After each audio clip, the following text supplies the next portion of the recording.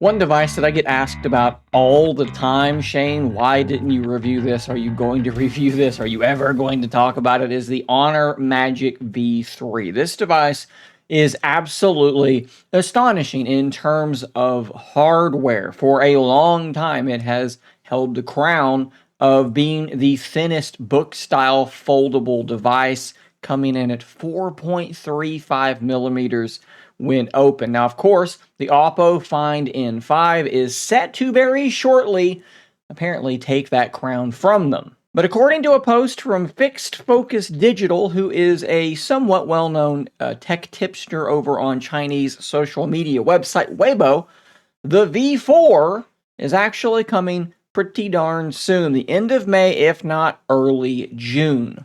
And I think one must instantly begin wondering, will they try to be the world's thinnest once again? And we can speculate a little bit about what this device might be like, but I think a good place to start is talking about where the Honor Magic V3 already is. What were those specifications, as this device did not come to North America? Many of you might not be super familiar with it. So let's quickly run this down.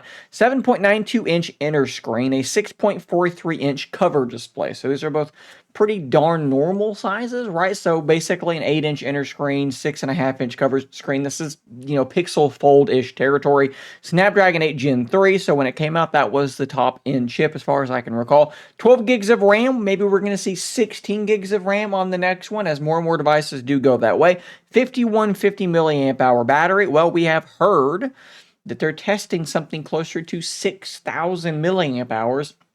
So maybe we're going to see a battery size increase, okay? So the Oppo Find N5 is closer to 5,500, 5,600.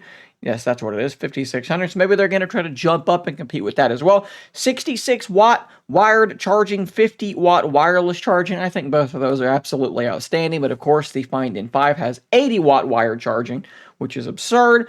And then this camera setup. You have two 50-megapixel sensors for your primary and for your 3.5x telephoto, and then a 40-megapixel for the ultra-wide, where it is the Find N5. It's a little bit different than that. We're looking at a 50-megapixel primary, a 50-megapixel 3x telephoto, so we're right there, but apparently we're only going to be getting an 8-megapixel ultra-wide camera, which is definitely a step back from the, I believe it was 48-megapixel sensor we had last year. Of course, you also have to wonder, how much thinner can these devices go? When you look at the Oppo Find N5, there's basically no space, no room on either side, top or bottom, above or below, however you're holding it, I guess, around that USB-C port.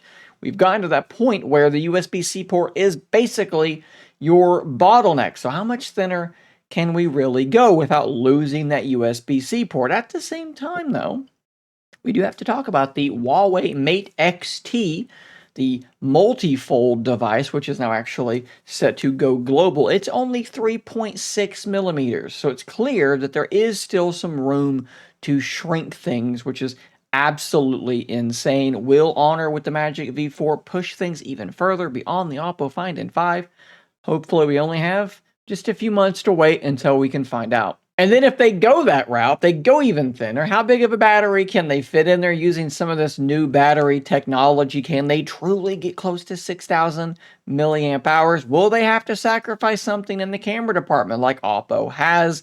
It's going to be very, very interesting. Unfortunately, whether you're talking about the Oppo Find N5 or the Honor Magic V3 / the upcoming V4, these devices are not going to be for sale directly in the United States and in, I guess, quite a few other regions. If you want to use one, you're going to have to import it. I guess the good news there being is that we're going to likely have global variants of these devices, which would make that a little bit easier. At any rate, guys, the V4 is coming fairly soon. Let me know what you think in the comments down below. Do you think it's going to surpass what Oppo did with the Find N5? Do you think even if they get close to that, maybe they just match it, but keep the cameras a little bit better than what Oppo was able to do? That's probably still a win. I tend to think so. You guys sound off in those comments. I'll see you on the next one. And until next time, stay nerdy, my friends.